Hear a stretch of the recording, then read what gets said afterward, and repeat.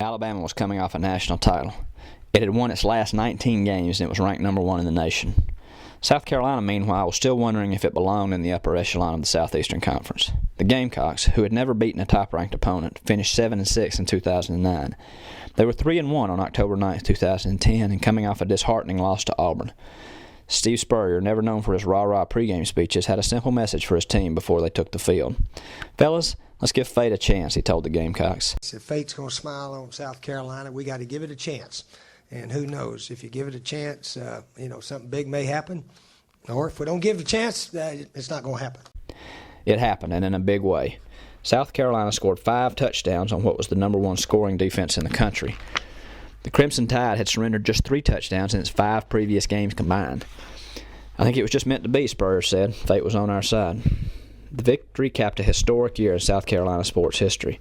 The men's basketball team and baseball team had knocked off the number 1 teams in their respective sports previously in the calendar year, making South Carolina the first school in history to complete that feat. "We have a lot of guys on our team who haven't lost a game," Alabama coach Nick Saban said. "This is a lesson for everybody about what you have to do to prepare, what it takes to play with consistency in this league."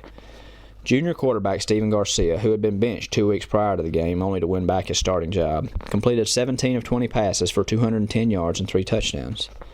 "I think we responded unbelievably to the questions that were asked of us. The questions that were asked of me," Garcia said. "It was an unbelievable feeling. I'm not really sure how to describe the feeling, but it's unbelievable." Garcia was named the Walter Camp National Offensive Player of the Week, and the victory stands as the high point of his tumultuous career at South Carolina, which included 5 suspensions and an eventual dismissal from the team. "Stephen Garcia played the best he's ever played," Spurrier said that day.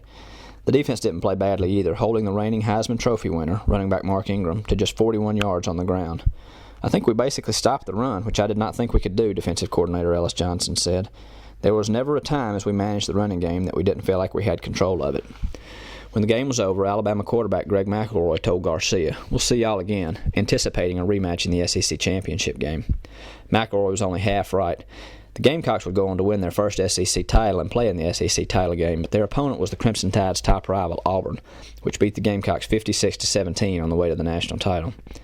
The Gamecocks would lose their next game despite being heavily favored against Kentucky, but the win over Alabama helped establish South Carolina as a contender in the conference and powered them to a 3-year period that would see a school record 31 victories. The victory gave Spurrier 107 SEC wins, second only to legendary Alabama coach Bear Bryant, who won 159 conference games. "It's sort of neat to get that milestone, I have to admit," Spurrier said. "It was neat to get it against Alabama. I didn't think about it until the game was over. Bear Bryant holds the record, which no one will ever catch, which is fine. But to be second to him against Alabama, the number 1 team in the country, I gave myself a game ball. The players wanted to give fate a game ball. I said, I'm accepting for fate."